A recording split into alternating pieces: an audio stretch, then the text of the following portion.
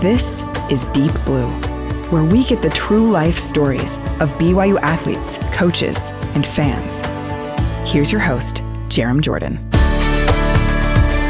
Today's show, we talk with a dude who was in the same NBA draft class as LeBron James, who almost played in the Olympics for Russia, who has overcome death in his family, a torn Achilles, a herniated disc, but who has played all over the world, had the nickname Elder 8 Mile, who was 44-1 in the Marriott Center as a Cougar, and who has done some amazing nonprofit work around the globe. He's one of my favorite people ever, and he's a fellow Mapletonian. He is Travis Hansen. What's up, Travis?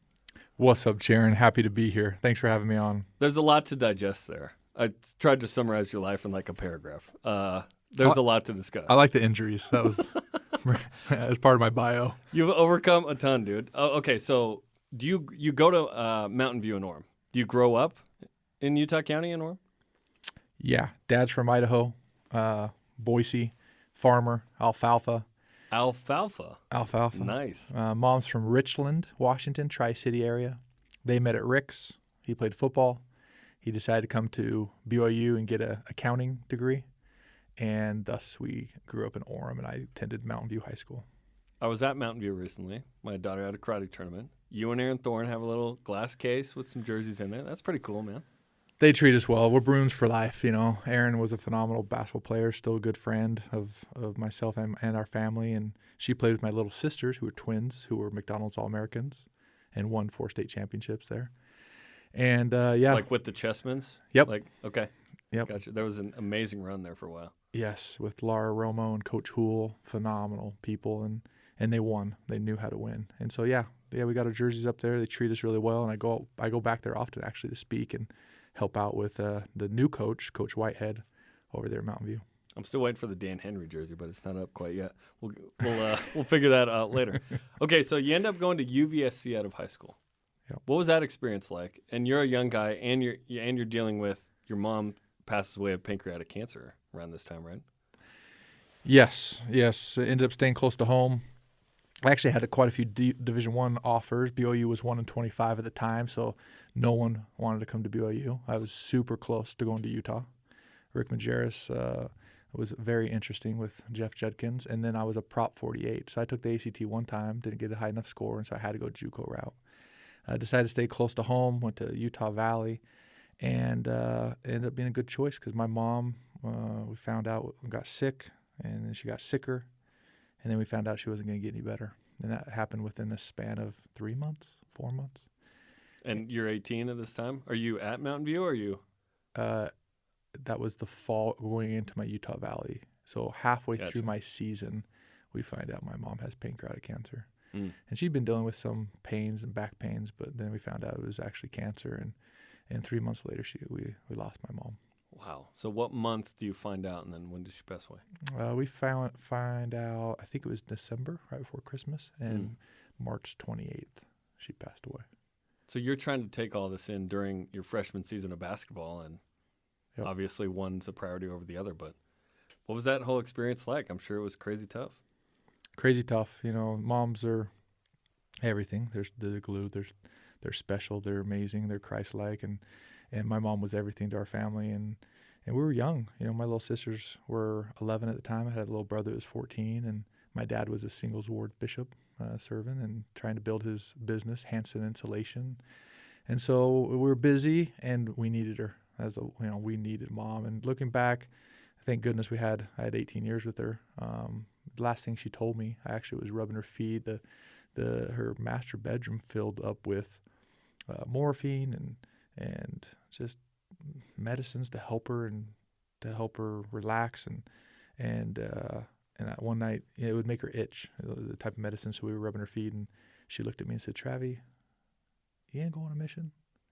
Are you gonna follow Jesus?" And I don't know if I'd made that decision until my mom actually looked me in the eye and asked me. And 4 months later, that was the last night she was with us here on earth. And 4 months later, I found myself in Santiago, Chile, serving a mission for my mom and for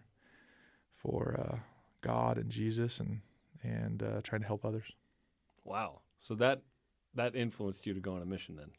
Would you have gone on a mission without that moment? I'd like to say so. I hope so. But man, your mom looks you in the eye and says, "You gonna go on a mission, big boy? You gonna do what's right?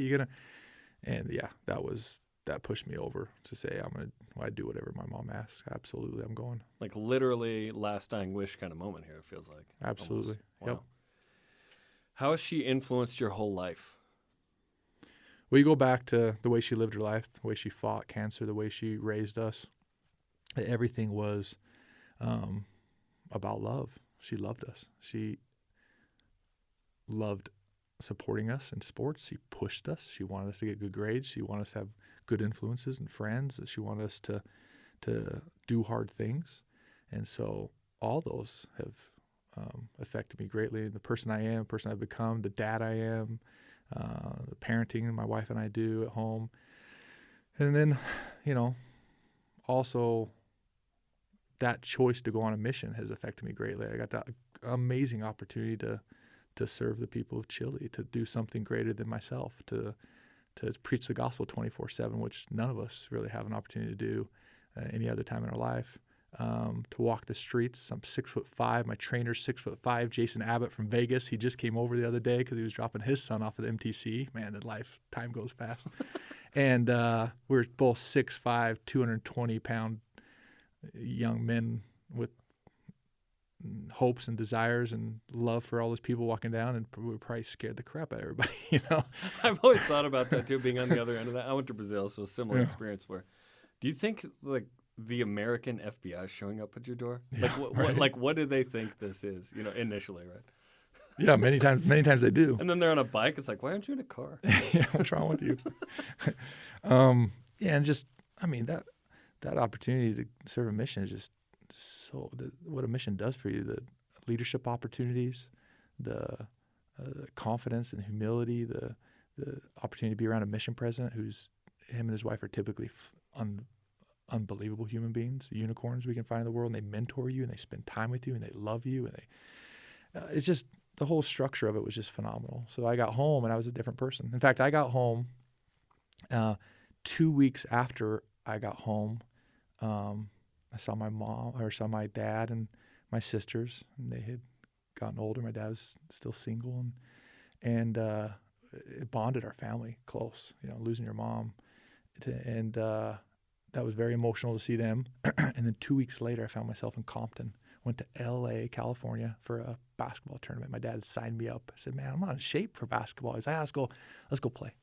Nowadays, we would not encourage this because it's too quick, right? Yep. You got to get ease into it. Hey, take it easy. Burn those empanadas off, And I'm in L.A. with my dad, and we're playing in a tournament. Very first game. Everyone's in the stand. Coach Rose, Coach Cleveland, Majerus. All the coaches here on the West Coast are in the stands. Is it assumed that you're going to transfer somewhere? Or they just want you to transfer to their schools at this point? Everyone's just recruiting everybody, right? Okay. It's summertime. Okay. It's July, August. It's live. Who's out there? Yeah. Yep. And so I show up and I play on a team. And I catch it. I don't think I start. I get subbed in, and I got my mission legs, right? And I hit a three.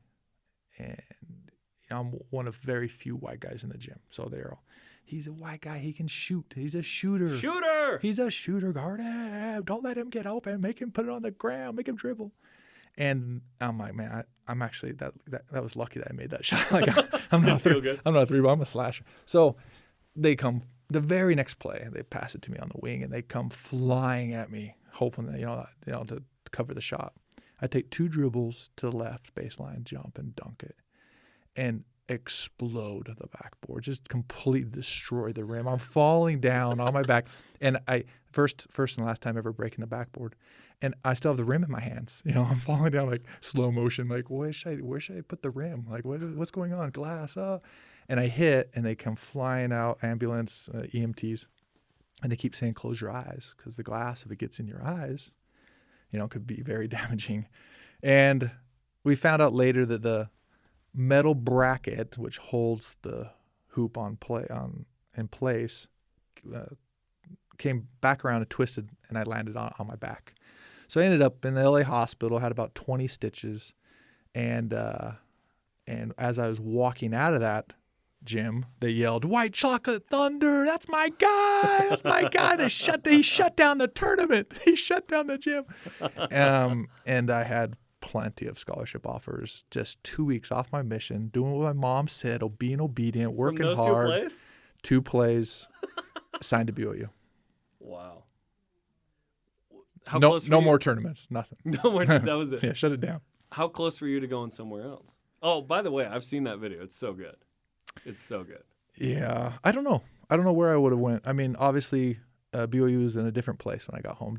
Dave Rose, he was at Dixie before my mission, and he was the first person ever to come into my family, my home, while my mom was still alive, and offer me a scholarship.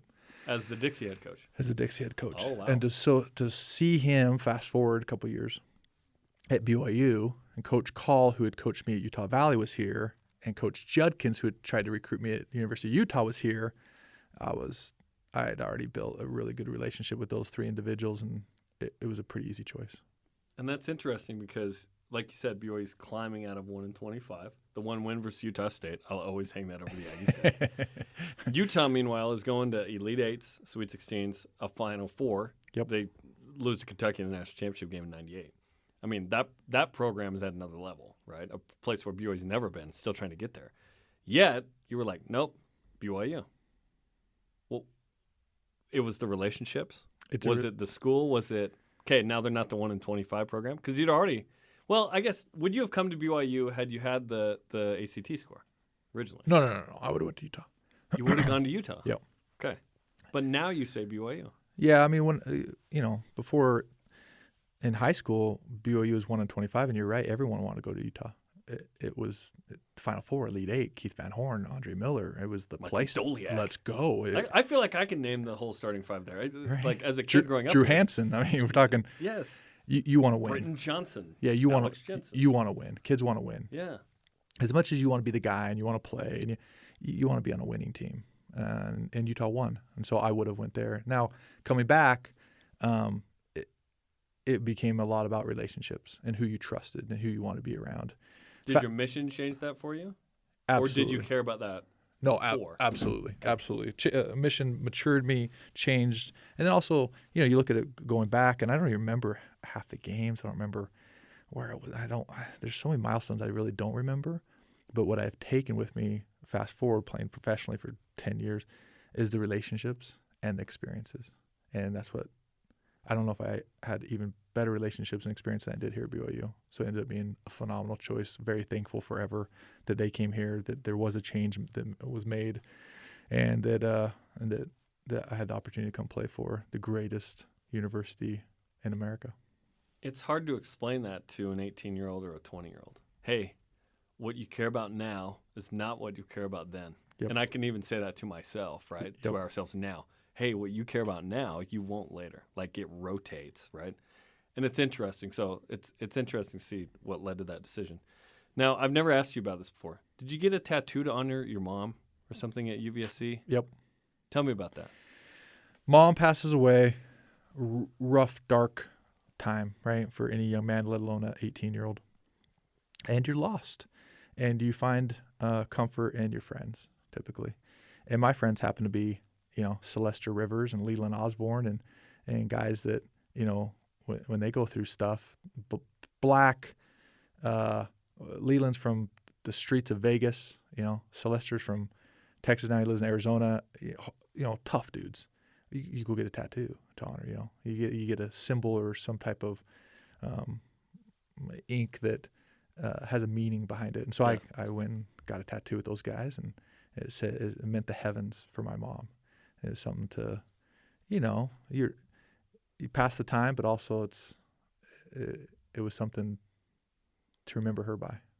Then I end up on my mission, and towards the end of my mission, President Hinckley says, young men, young women, have one piercing, and young men have one piercing and no tattoos. And I'm like, oh, I should remember him coming out and saying, it's like time to get it off. If I want to be a good example, I got to get it off. And getting it off is 100 times worse than getting it on. Pain? Yeah, painful. Yeah, it's laser, burns it off, burns the skin, and it's hot. It does not feel good. But yeah, When did you do that? Right after my mission, I think a year after. I think I played here my sophomore year, and then my junior and senior year was off. Gotcha. Where was it? Right shoulder. Right shoulder. Yeah. Gotcha. Yeah, there's pictures, BYU, back in the day. Sometimes they Photoshop them out, Yeah, Raphael had right. Raphael had too many. Had too many.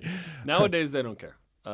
That's changed a little bit, which is good. Yeah, and it came down to wanting to be a good example. It came down to the Photoshop. Oh, yeah, right. Yeah. But for me, it came down to following the prophet, making good choices, being obedient.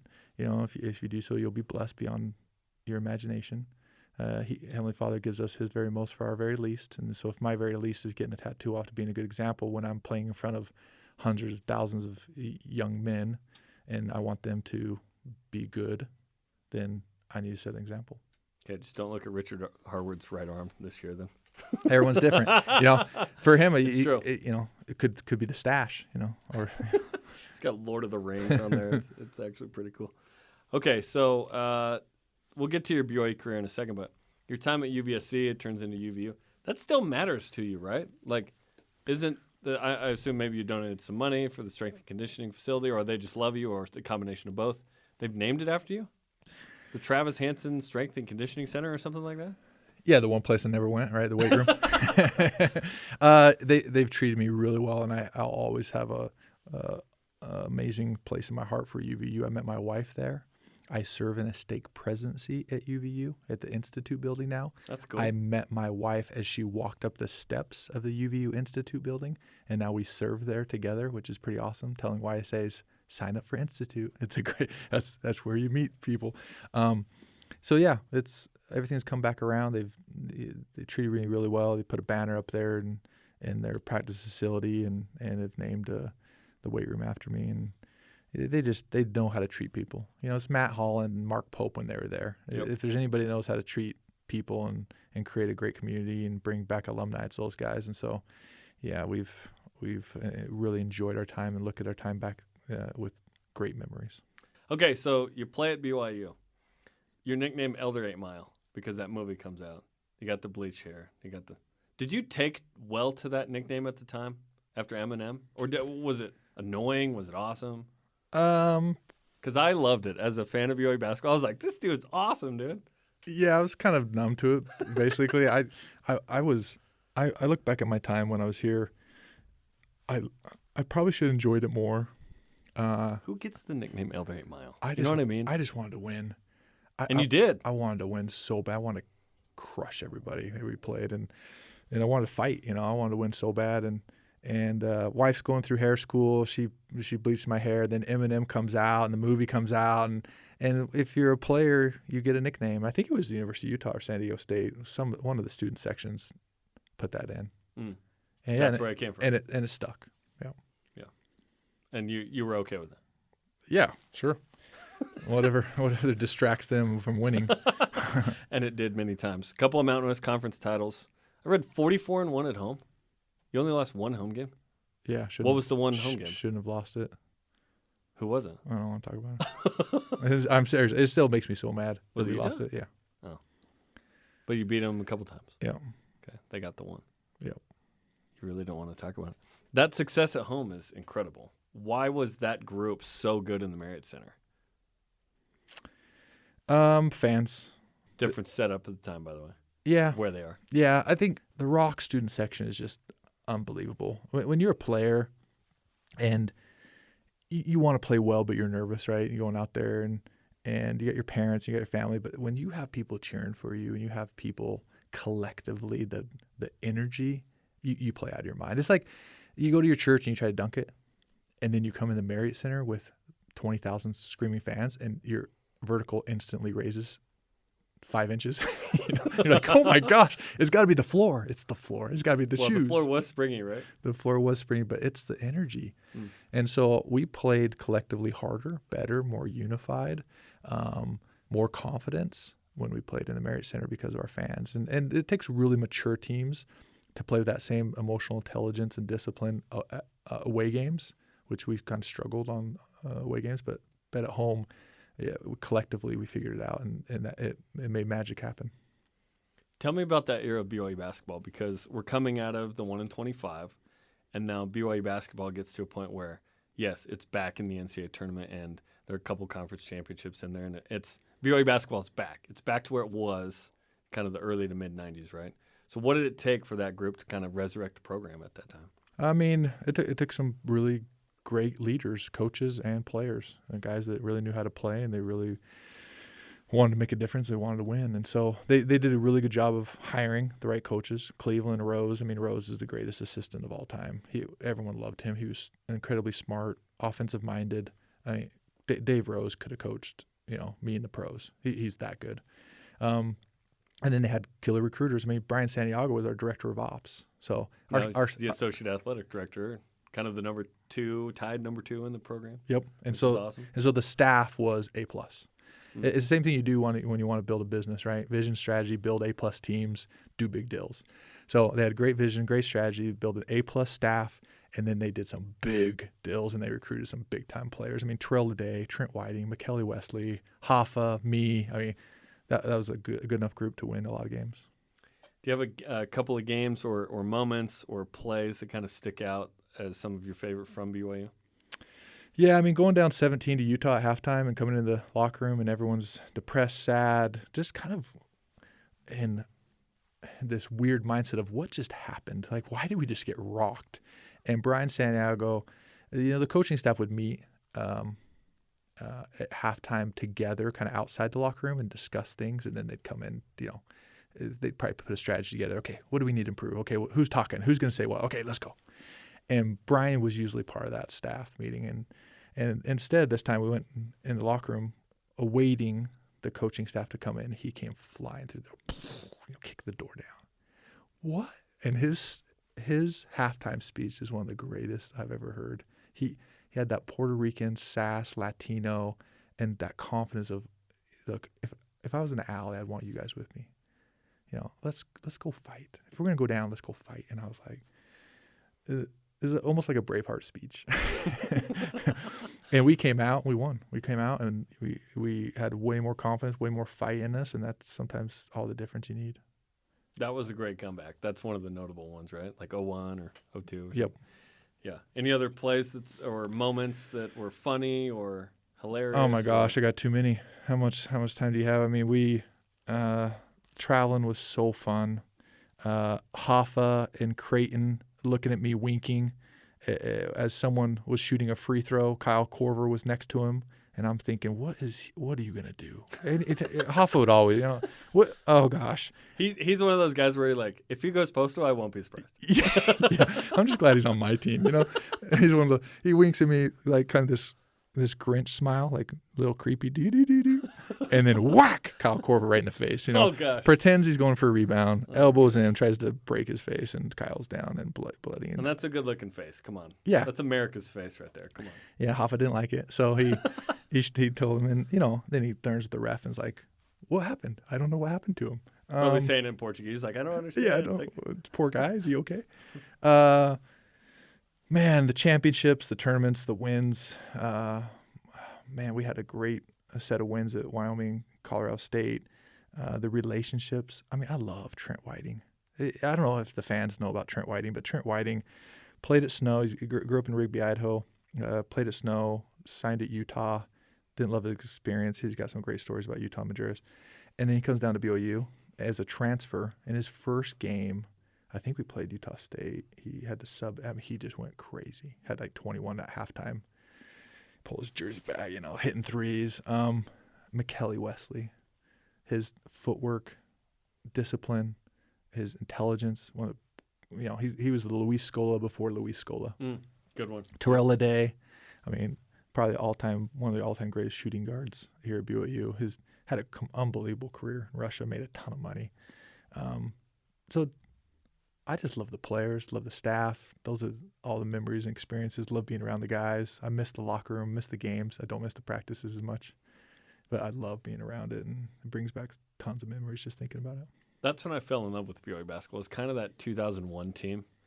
I'm in high school. I'm trying to play basketball myself, and I'm just like football. I'd always kind of been conscious, but I don't move to Utah until like '95, so I'm not buried in BYU sports because I can't watch on TV. Technology is different. But that 01 team, I just like clung to. That was special, beating New Mexico, right, for the conference championship, and all of a sudden we're playing NCAA tournament games, and we're like a part of it. And it's back where BYU needed to be, right? Which is so exciting. So, yeah, when you say those names and some of those games, it's like, yeah, 01 and 2, 3, that was amazing. I was on my mission for 02 and 3 and 4, so I basically missed the Hoffa era. I saw one game, went on my mission. But I'd heard some of these stories, so thanks for sharing that. That was great. Okay, so when you're done with BYU, are you thinking, okay, I'm good enough to play in the NBA, I should be a first-round pick? Are you hoping I just want to be drafted at all? You end up getting picked in the second round. Like, walk me through that time period. Yeah, so you finish your senior year, which is devastating because we lost to UConn in the tournament, and I wanted to win so bad for BYU, for the fans, for everybody. And so you kind of come off a devastating loss. Your senior year's over, and there's some emotion behind that. And then you get offered and invited to go play at Portsmouth, which is the top seniors in the nation. And then you get invited to Chicago, and Chicago is usually the top 20, 30 players that most likely are going to get drafted. And in between those two competitions, you try out for teams. So teams hit you up, and you go fly into, the Lakers, LA. They pick you up in a town car. They treat you nice. They put you in a hotel. You do a personality assessment. You're like, I'm going to break another backboard here. Yeah, I'm going to go throw something down. And you meet everybody. You do 1-on-1, 2-on-2, ball handling, shooting. Basically, every NBA team does about the same assessment. And then they say, man, you're awesome. We love you. They're so scared to make a bad choice. So they're just giving compliments out to everyone. You're going to be a great NBA player because, man, if we don't draft him, he's going to hate us forever. He's going to tell us, he's going to exploit us on ESPN. But before that, you have to pick an agent. And picking an agent is really difficult because it's a little bit of a slimy business in some regards. And also, you just don't know much about agents. There's no Glassdoor review site you can go to and see agents and see how people have rated them. And so the only one I really knew to reach out to was Danny Ainge. And I had been hit up to probably about 40 or 50 agents, had them on a spreadsheet, and sent them to Danny. Danny's always been so kind to me, so good. And he says, look, there's only 2 guys on that whole list that I would even be talking to. And one's Justin Zanuck, who ended up being assistant GM of the Jazz. Now he's GM of Milwaukee Bucks, great human. And Bill Duffy. And Bill Duffy has Carmelo, Steve Nash, Klay Thompson, Yao Ming. And I met with both of them. I actually brought Coach Rose with me, my dad. And we decided on Duffy. And Duffy changed my life. Having a great agent, someone that you really love and look up to. A black guy from San Francisco, lives in Walnut Creek. And he just took me in as like his son. And he treated me so good. I probably would have made half the money without Bill Duffy having my back and guiding me through it and validating me and at times being my psychiatrist and talking to me like, yeah, I don't know if I like the Magic. I think you fit better with the Spurs. No, you're an NBA guy. Are you sure? Don't you think I'd end up in Europe? No, dude. You can play. Trust me. And having someone like that like a mentor really, really helped me. And I'll be forever grateful for him. So choosing an agent would be probably the most critical part of these kids' next steps when they finish their college career. So you pick Bill, and then he helps you get to the second round, like the 8th pick of the second round. He put me in opportunities to succeed. So he took me to Bradenton, Florida. I moved my whole family down there, and I worked out and trained at IMG. Selena Williams is next to me, getting her ankles taped like me, and so you're around amazing athletes, and they put you through NBA workouts. Then you fly in, fly out from Bradenton to whatever NBA team wanted to work you out. And he did a really good job of making sure you're with a guy, with the right group of guys. So most of the time I work out with like Dwayne Wade, and we were like top 5 guards. Because he's in that draft class as well. Correct. At Marquette. Yeah, many times we worked out in Chicago Bulls together, and Memphis Grizzlies. And so, he just put me in a lot of opportunities to succeed with the right guys and with the right confidence, with the right trainers. And that led me to play really, really well. And so I think I was 22 or 27 in the first round draft, and a couple guys fell, and Joe Dumars is texting me during the draft, and that's the one team I really want to go to. Elder 8 Mile, Detroit, Joe Dumars. Mm-hmm. I mean, and they loved me. And it ended up not working out, and I dropped 7 spots, and Terry Stotts and Billy Knight ended up taking me for Atlanta Hawks, which was awesome. What was it like playing in the NBA? Here's this kid from Orem. You've overcome so much. Here you are in the NBA, man. It was amazing, right? You're sitting there with your family, and draft night's coming, and you get drafted, and Jay Billis talks about you. You don't even remember what he said, and then Terry. What did he say about you? I don't know. 25. He's an older rookie, but he can play right away. He's not a project, 40-inch vertical, elder 8 mile, and Terry Stotts and Billy Knight call you right after, like minutes after they announce your name, and say, "We're so excited. Let's go, man. We're flying you out in the morning, press conference, media, fly in, start looking for places to live, and immediately start taking steps to move your family out there wherever it is, and then you're right into Rocky Mountain Review, Summer League, and you're signing your check. What I get, $50,000 bonus, which sweet. It was nice. I mean, when I'm making $700 scholarship money, about $800 because I got an extra $100 for the creamery. You got $100 for the creamery? Yeah. What do you mean per month? What? Yep, $700 scholarship of rent and whatever else, and then I think rent was paid on top, and then creamery, $100. You could go and get groceries or food. They have like burgers and stuff too. Yeah, we were broke. Yeah. I mean, my wife and I, we were broke, and my oldest son had just been born righter and had undeveloped lungs, and so he's had to stay about a week in the hospital. And so we came out of the hospital about $4,000, $5,000 in debt. Wow. And it was not fun time. Money was tight. And so, to get drafted Atlanta Hawks and get a $50,000 check was dream come true, right? Yeah. And this is how great my wife is. So you get the $50,000 check. I think my contract's like $360 first year, $720 second year. So we know we're going to make good money. And then we find out how much we're paying in taxes, and we're like, dude, cut that in half. Okay. So and you have an agent anti-tither. Yeah, we're still okay. And she went and helped her family out. She read this quote by Boyd K. Packer a long time ago. It said, "Give a piece of crust away, get a loaf back." And said, my parents love me and help me, and they're in a house that, they owe more than it's worth. Let's go help them. And so we took most of that and helped her parents. And that was the start of understanding the rewards of giving back yourself. We hope we helped. We hope they're the greatest people. They're the nicest. My mother-in-law's going straight to heaven. She's one of the most loyal BYU fans and greatest humans ever, greatest grandma. And but we've been so rewarded for giving back. And that was my wife initially saying, you know what, immediately as soon as we get some money, we're going to go help people. That's awesome. What do you remember from that rookie season?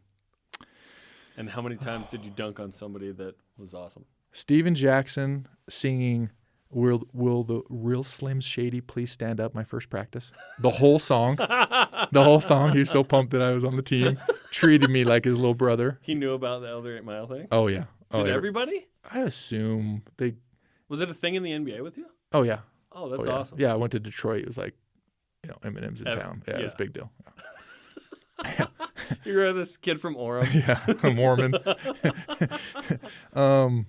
They treated me really, really well. It was phenomenal. It was fun. The guys were great, very professional. Terry Stotts was an incredible head coach.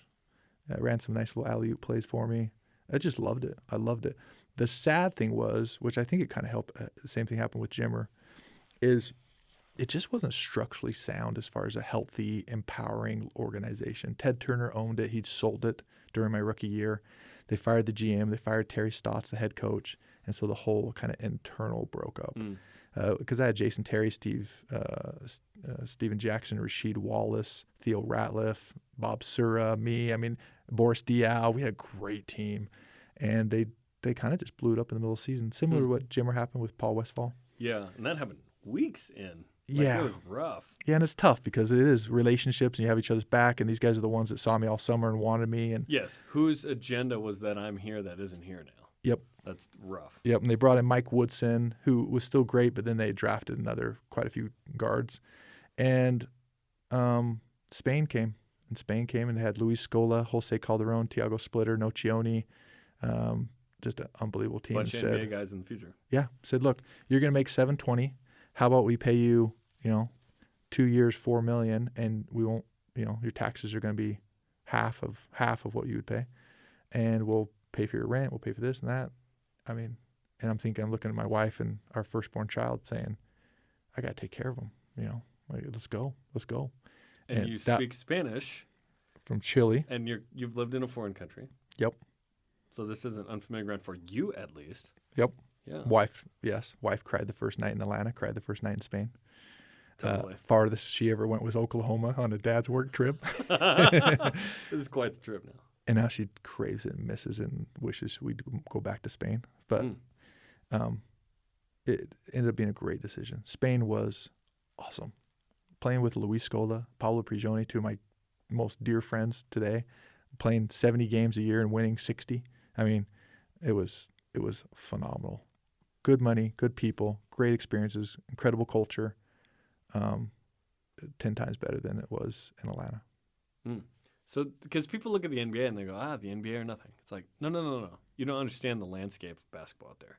So there's a guy like Brandon Davies who's having a similar situation. He's been a EuroLeague star, and yes, he played a little bit in the NBA. Kind of similar path to you, making great money, having a great life. Like it feels like he's the second version of this, maybe from BYU basketball.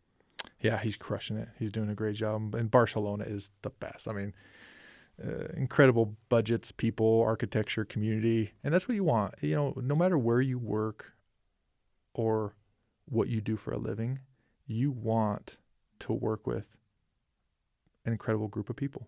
You want to solve interesting problems. You want this community that you feel a part of. You want to feel empowered. And the world's lacking that in organizations. There's so many organizations that just aren't healthy. They don't have healthy leadership. And so to play for a community like Vitoria, Spain, in the Basque community up north, where this team wasn't, supposedly this big team, but they had a big budget. The fans knew basketball. When Atlanta could barely get 10 or 12,000 out to a game, Vitoria, Spain had 25,000 out, whistling the whole time, waiting for you, and trying to find out where you live and what apartments, trying to get your signature, they were all in. And so the vibe of it, which I'm sure Brandon's feeling in Barcelona, is just 100 times better feeling than it is if playing for some teams in the NBA. Wow. Okay, so let's walk through sort of that journey there. So you talked about Spain. How do you say it? Tau Ceramica? Yep. That's your first team in Spain, 1 year? Baskonia, yep. Baskonia. 2 years. 2 years, okay. Then you go to Moscow, Dynamo Moscow. This is sort of when I'm like, oh, Travis is playing overseas. Internet, it's hard to know what's going on. I'm like, oh, Travis is in Russia. I don't know what's going on here. Tell me about Russia, because you become a superstar in Russia, which is something you probably never thought ever when you were little, thinking, oh, I'm going to, 1, be a pro basketball player, and 2, in Russia. In Spain, Final Four, win 60 out of 70 games, and we're on the best, if not the second best team in all of Europe. And Moscow has big budgets, and they have hopes and dreams of building a great team too. And so what do you do if you want to build a great team, but you don't know how? You go buy the best players and, Brooklyn Nets style. And so they came out and offered us a large sum of money. And this is how Russia negotiates. Spain, my team in Spain says, we want you forever. Please stay here. You've been a phenomenal part of the team. We'll pay you $2 million a year. And Russia says, no, we'll pay you 2.1. And Spain says, we'll pay you 2.2. And Russia says, enough of this. We'll pay you 5. That's Russian negotiations. And so we're discussing it, going back and forth. My wife says, Israel and Russia, probably the 2 places I wouldn't feel safe with our kids and our family. We want to have more kids. And well, how much are they offering? What do you think? Oh, let's go try it. And so, and it turned out to be awesome. They treated me so well. It was so fun. We ended up starting a foundation, building a orphanage there, and helping support many kids. It's been a blessing in our life. And then also, they gave me Russian citizenship. We played really well. We had great teams. I had great coaches, including David Blatt, who coached the Cavs. Mm-hmm. Great choice. We had the feeling it would work out, and thank goodness it did, because we were a little bit nervous about it, and it turned out to be an awesome blessing. What are some things about Russia that nobody knows about, or that maybe is like a stereotype that's not accurate, that you were like, no, Russia's awesome? The people are fantastic. They're a little bit quiet and cold at first, and then you get in their home and they're everything but. They've been taught not to draw attention to themselves, through all those Understandably years, yes. And they love sports. They love people. They love their families. They really just want to be successful and happy within their family. Most of them hate the politics and all the other weird stuff that comes with it. So really, just like us, brothers and sisters, normal people that if you treat well, they treat you even better. And they've treated us very, very well. Backed our foundation, backed me, helped my family. Anytime one of my kids had a birthday, they'd come over with Lego sets to Paw Patrol movie, whatever it was at the time. And it just ended up being a phenomenal experience. Cold, a lot of baked potatoes and ice cream on the streets. Food wasn't fantastic, not like Spain or Italy, right? But the surprising thing about Russia was the U.S. community of expats, they call them. In Madrid, I thought there'd be way more, or in Vitoria, and there was very few members of the church in Spain. In fact, my kids were the only ones in primary. But in Russia, everybody, our branch was as big and as loyal and as all in as a ward here in Utah. And it was awesome. The relationships and experiences, just being a part of members of the church in Russia, was worth every year to go over there. And we ended up spending almost 5 years there. That's amazing. You mentioned you got Russian citizenship, a red passport, I guess they call it or something. What was that like? Because I know there was this conversation of the 2008 Olympics, you're representing Russia. There were some people that were like, hey, what are you doing? You're American. Yet an opportunity to play for Russia in the Olympics. You don't actually end up playing for Russia in the Olympics. Did they qualify, or did you not choose to do it? Yeah, so we didn't go. We chose not to play in it. But what happened is, well, number one, NBA teams are owned by wealthy individuals, right? The professional teams over there are, in Russia, owned by the KGB and the Army. So the FSB and the Army. So it's equivalent of the U.S. having a professional team, and one's backed by the CIA and one's backed by the Army or Navy, right? That'd be so weird. Weird, right? So phenomenal budgets. Who owned Dynamo Moscow? KGB, FSB. So Viktor Ivanov, he's about third up next to Putin. And so they're like, you're our guy, here's Russian citizenship. Well, because we are the government? Well, number one, you have that. But number two, they protect their players. They protect the Russians and Spain and every country. What do you mean protect? As far as players' union. So in Spain, you have to have 2 to 4 players on the team at all times that are Spaniards. Yeah. So it'd be like Utah Jazz having to have someone born in Utah on the team at all times, right? In Russia, you had to have 2 Russians on the court. Or in this case, United States citizens, I guess? Could be, yeah. It wasn't state-driven, it was country-driven. Yeah. Okay, yeah. So Russia had 2 Russians on the court at all times. And so on the court? On the court, had to be on the court playing. That's different than on the roster. Correct. Interesting. And many leagues still have this, right? Mm-hmm. Yep, absolutely. In Europe? Yep. Yeah. Foreigners, Spaniards, yeah.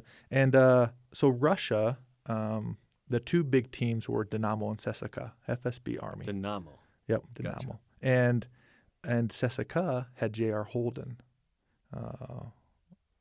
African-American kid, could really play, been there a long time, and they had given him Russian citizenship. So the other part was, we need a guy on the court at all times that can play. And if he wanted to play for Olympics, that'd be great. But we need him. And for some reason, they chose me. And they said, what do you think? And if it helps the team, it helps you. Give me some love in the foundation. And let's go help some kids. And sure. So you negotiated that way? Yep. Nice. Yep. At some point, I think my second contract there, the GM, Drozdov, called me and said, Travis, we love you, but this is not a grocery store. You can't go down and just pick everything you want, because I'm negotiating like my kids' school, cars, airplane tickets. I like 10 first-class tickets, please. And, Yeah. He said, listen, bro, enough's enough. I think I was asking for too much at the time. And it worked out really, really well. They ended up not playing in the Olympics, but ended up being a Russian citizen that they could use on the court at all times. And, I played 40 minutes a game. So you played for Russia, just not in the Olympics? Correct. And you chose not to play in the Olympics. Yep. You could have played in the Olympics for Russia. Mm-hmm. Why did you choose not to? To be honest, I just really want to spend time with my family. We were training so much. I was This is the off season. Yeah, I was in Italy at the time. July, August. Yeah, You were in Italy at the time. Yeah, well, we went to Italy for training camp for the Olympics, and so many times these teams go to a different country to. So you're still thinking in training camp you are going to play. Yeah, because you went with them. Yeah, we're with Karolinko. We're with the whole team. We're training, and thinking about doing it. And Dave Blatt was the coach, who is also my club team coach, Dynamo coach, and he said, "What do you want to do?" And it was going to end up being basically a week off. Because our team was so good, we go to the Euro Championships, take a week off, and go to the Olympics. And I wouldn't see my family for 4 months. I said, I'd rather go home. I'd rather be with my family. He's like, do what you got to do. And were they mad about it? Because they had given you citizenship to play, I assume. Yeah, they went playing. They went back to J.R. Holden to convince him to play a little bit too. Was there a certain they could only have X amount of these? I don't think so. Or unlimited? They end up being nice about it. Gotcha. I mean, in all reality, it was more of a club team thing than an Olympic thing. Gotcha. That's quite the decision. Yeah. Because playing in the Olympics is sort of a pursuit of a lifetime, right? Yeah. Yeah.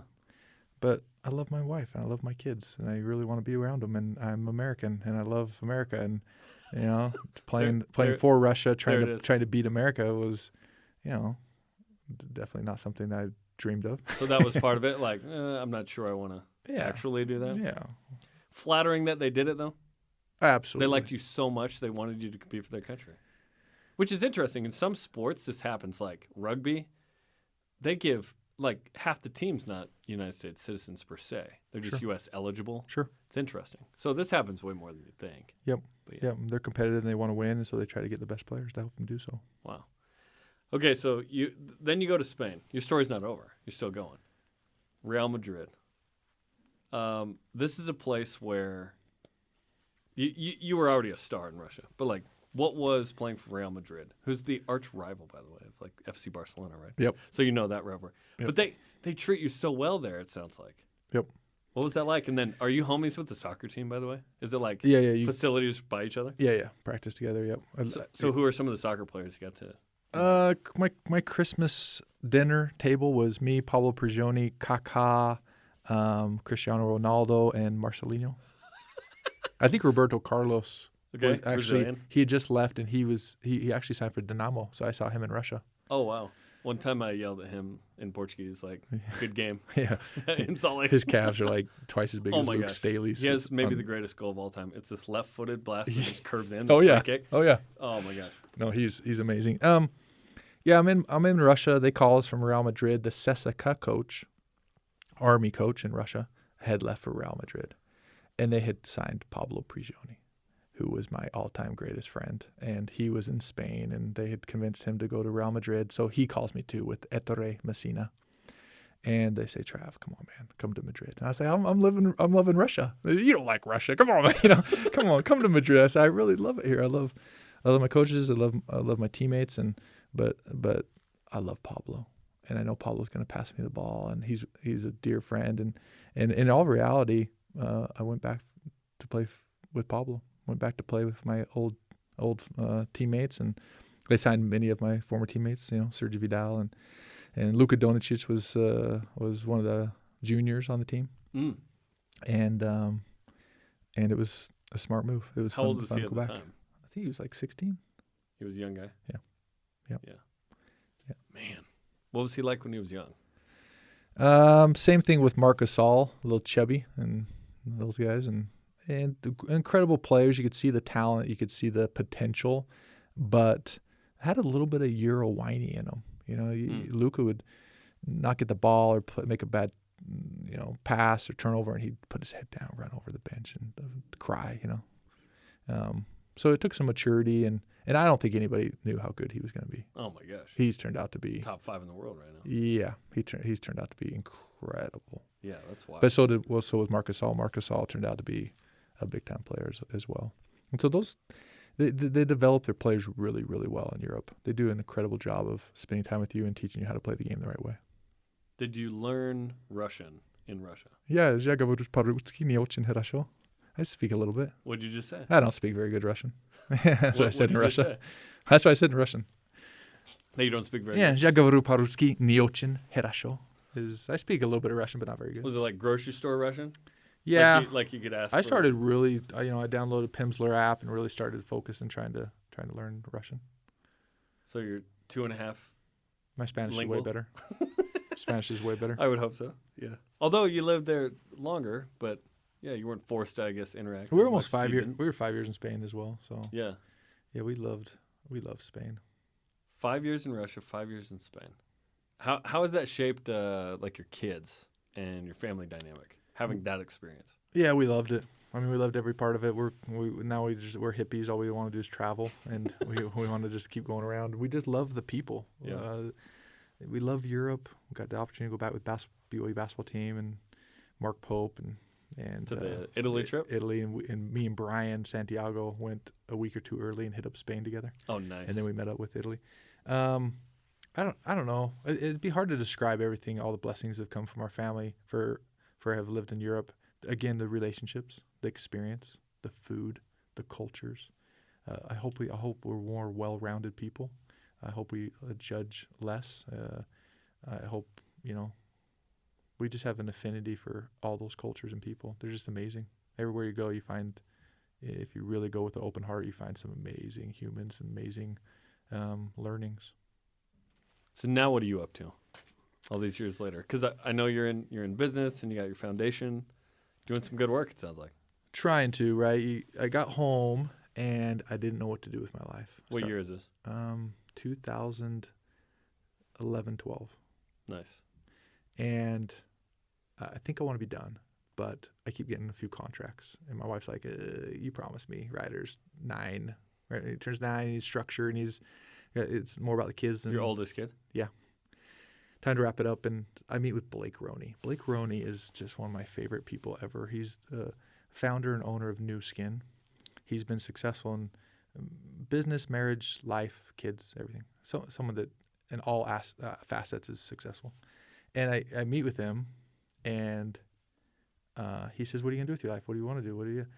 I don't know. Well, do you want to coach? Do you want to scout? Do you want to be away from your family? For 10 years, you were gone from your family every other week. Do you want to keep doing that? Oh, no. Do you want callings? Do you think it's important to progress and become a better person? Will callings help you do that? Yeah. Do you want to go to church? Yeah. I mean, okay. So I think building businesses is one of the most charitable things you can do.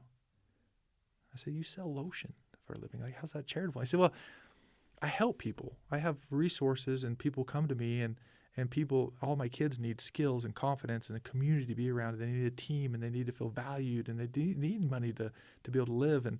And we solve interesting problems. And I was Like that process of building a business. I was completely addicted. Interesting. And the ability to obviously make money, but then to be helpful with that money. Yep. Like you were talking about? Yeah, and have abundance mentality as far as I'm going to do something really hard. I like to do hard things. I've been trained to fight over an orange basketball. I like hard stuff. And so I'm going to do something really hard, which building a business is, for all the entrepreneurs out there, is tough mentally. A lot less physically than sports and basketball was, way more mental. And you can build an A-plus team. You can completely change your world and possibly some people's world. And you all benefit from it. And you bless each other with each other's talents. And so I set off on a rampant adventure to start businesses. And we started our nonprofit, and then we started Tech9, Lift Credit, and Eddie.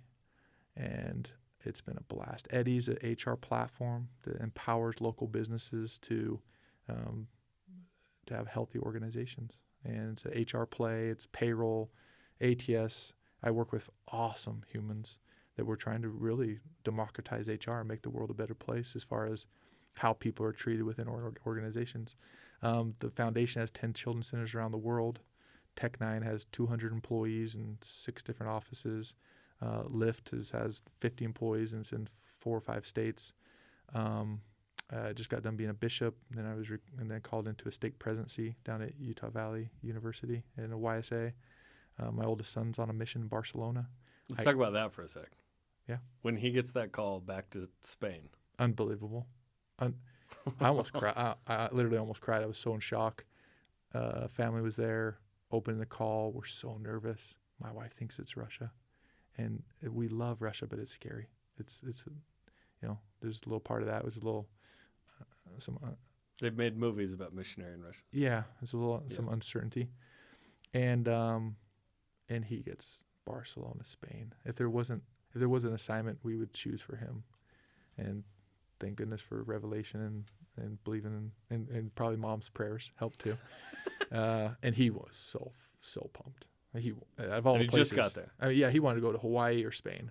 It's like that's how much we love. I have a cousin Spain. in Cancun. I'm like, come on, man. Yeah, right. Yeah. And the greatest thing about being home too was I got to coach. I got to coach at Springville High. I coach at Springville High right now. I'm part of the varsity staff, and I got to coach him this last year. And I get to coach my next one coming up, who's an 8th grader, who's a phenomenal player. And I need the kids in my life. I need them. I love being around them. I love giving them advice. Coaches still have a voice in the world, and they've blessed my life. That's awesome, man. I remember at some point I asked you. I don't remember if I just asked you if I could add a jersey or if you just sent it, but you sent me one from your Russian team. Oh, really? From Dynamo? Dynamo, yeah. So I've got one, and you signed it, which is super cool. So I really appreciate that, man. You end up getting do you get a nonprofit management certificate from Duke? We started a foundation. We're building children's centers, raising money, and I figured I should learn how to run a foundation. So went back to Duke University. I almost got my MBA from there, but decided to start a business instead. And did they teach you how to draw charges? Is that a thing? They're like, here's how you draw a charge. Coach can't walk you through it. No, they did, not me. They taught us such good stuff. I mean, nonprofit world, the people, the processes. Yeah, it was a great experience. Went back to Duke, got a nonprofit management certificate, and then we've been building businesses ever since. And then your house build is featured on a TV show. What was that like? Oh my gosh, yeah, we're building. That was this. Cool. It's funny. It's like we bought some land down in Mapleton. We felt really good about. Shout out to Mapleton. I just moved down there. We love it. So good. And all our neighbors keep saying, "Don't tell people you love Mapleton. Leave them. Let them go to Alpine." I mean, it sucks. Yeah, it stinks. So we went down there and we're building a home, and Studio McGee is helping design it, and apparently they signed a deal with Netflix. So they approach us and say, "Is there any way we put your house on Netflix?" I said, "Man, I don't want to be on TV. We don't want our kids' rooms on TV. You're really letting people in." Yeah, and you have to be a little bit sensitive to, and they made it worthwhile, and then they also are just great people, Shay and Sid. Yeah, they were awesome. They're great humans, and so we said sure. So put us on the Netflix episode, and wow, my gosh! I mean, I got people that I baptized in Chile hit me up like, "Oh, nice house, I want to come see it, a nice court."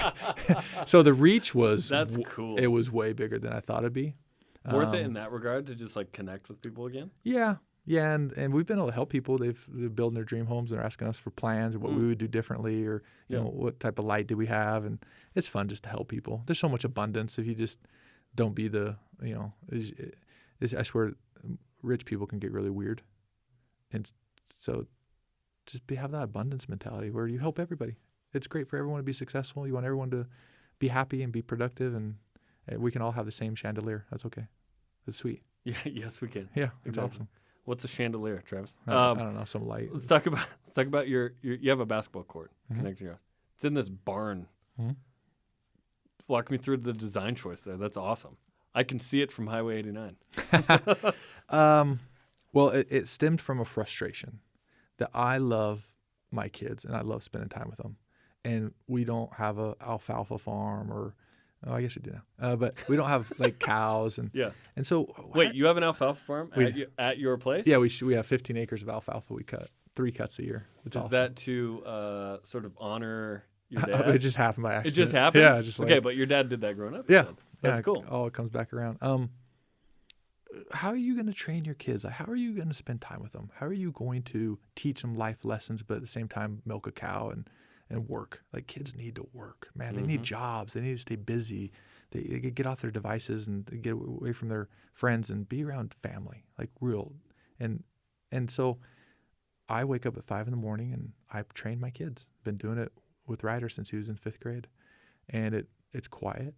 It's special, sacred time where I can tell him, man, I really love the gospel. Like, I really do. It's made my life better. The relationships from the gospel while we're shooting free throws. I really love your mom. You know what I like about your mom? You should marry someone like your mom, because your mom's special. And little by little, especially when COVID hit, churches weren't open and stake presidents were taking rims off.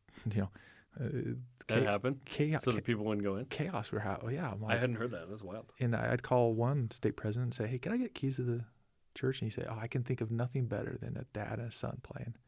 And then I call another one, because sometimes the 6 a.m. ball hits, I need another plan B. And he'd say, no, absolutely not.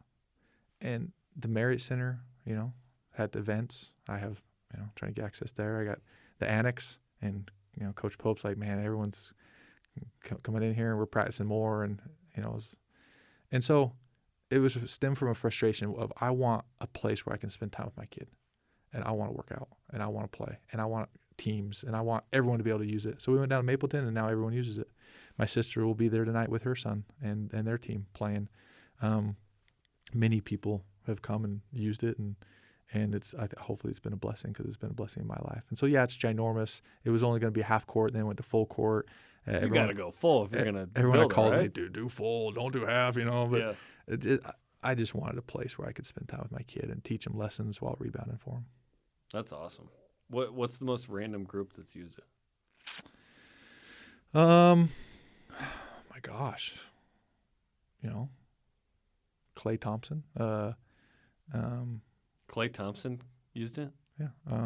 You're homies with Clay? Yeah, we got the same agent. He came and just shot? Yeah, Jake Toolson worked out with Skylar Halford while he was trying to get drafted, playing for the Jazz there quite a bit. Hold on, I want more about Clay. Yeah. He just came over and just, hey, can I use your barn court? Well, I've been working, trying to get him to come speak to my company and my employees, because we're big Golden State fans. And he was in town, and that dude doesn't take a day off. If he's in an area, he finds a gym and he gets his shots up. That's cool. 100 twos, 100 threes, 100 free throws, and 100 deep threes. Makes? And he's out. Makes 400 every day. Every day? Every day. Yep. Wow. Whole different level. Yep. And no, it's been awesome. I love it. Love coaching at Springville High. Love being around kids. The game of basketball has completely blessed my life. Mm-hmm. And it goes back to my mom. My mom pushed me. We read this book called Battle Hymn of the Tiger Mother. It's about a book about a lady from China who marries a guy from America. I think she's Harvard, he's Yale. They meet up, and they have two parenting different styles completely. She's tough, and he's pick up a stick and cheer for him. And she says no, and they end up having two different kids, two girls that are different personalities, and they both end up at Juilliard because she pushed them. And my wife read that book, and we have pushed our kids. I think today kids are so much more capable. Kobe Bryant said it in a documentary: throw the kitchen sink at them. Teach them everything. Teach them pick and roll. Teach them one-on-one. Teach them everything that you've ever learned. Don't start with the basics. They can absorb it. And we try to do the same thing, as we just push our kids to reach their potential. You have to do it in a classy way. You got to present it in a fun way. It has to be fun instead of rigorous. But man, they've done really well. And I got this group of 8th graders. We're sponsored by Stance Socks. They're called Stance Elite for anybody on Instagram that will follow us. And they are the real deal. I got some kids that can play that hopefully will be playing at BYU one day. I went to the Stance warehouse sale, yeah. So they are legit as well. Yep. I have more socks than I could ever wear, which is beautiful for cheap. Yeah, they're great. They're great. Well, sweet. Everyone needs to find that vehicle, don't they? That will change your life. Like, what's the thing that is bigger than you that you can latch onto and that will push you and challenge you and disappoint you and make you successful? You got to find that. For you, if it started with basketball and it's gone beyond that, right? Everyone's got to find whatever that is, it feels like. Yep. You need to each one of us needs help progressing as individuals. And sometimes it happens through meaningful relationships. Sometimes it happens through sports. Sometimes it happens through our work or our jobs, missions. But I think absolutely we have to never stop learning, never quit, keep working hard, keep progressing as individuals. And I think that's the main reason we're down here. And then we got to help each other. It's amazing how we're all just so different. I mean, I got 5 kids and they are different. They're so different personalities, different ways to handle things. And then we all bless each other. And so one of the greatest things about life is being on a team. You know, I'm on a team in the gospel. I'm a member of the Church of Jesus Christ of Latter-day Saints. I get to serve in a state presidency. We dream, just like my wife and I go on long car rides and say, man, look at that big house. What if we lived there one day? Or what if we lived in this community? What if we did have a ton of money? What kind of house would you build? Would you have a basketball court in it? Oh, nah, I'd have a hair studio. That's our early conversation. And our state presidency, we dream. What could the steak be like? When the kids love coming, what's the experience like? At work, we dream. What's our office building going to be like? Are we going to have a gym? We're going to have a huge cafe. What's life going to be like in heaven with our kids? We're going to be able to just close your eyes and go to Laguna Beach anytime we want, even though we want to live in Utah. It's just fun to have hope and to dream and to help others do the same. That's beautiful. I love that. Well, thanks for taking a few minutes and sharing your life story here. It's been fun. You're the man. We love you. We love Spencer. Thanks for having us on. Absolutely.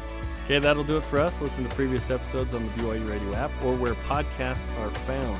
For Travis Hansen, Elder 8 Mile, and producer Trent Reimschussel, I'm Jarom Jordan. You've just listened to Deep Blue on BYU Radio.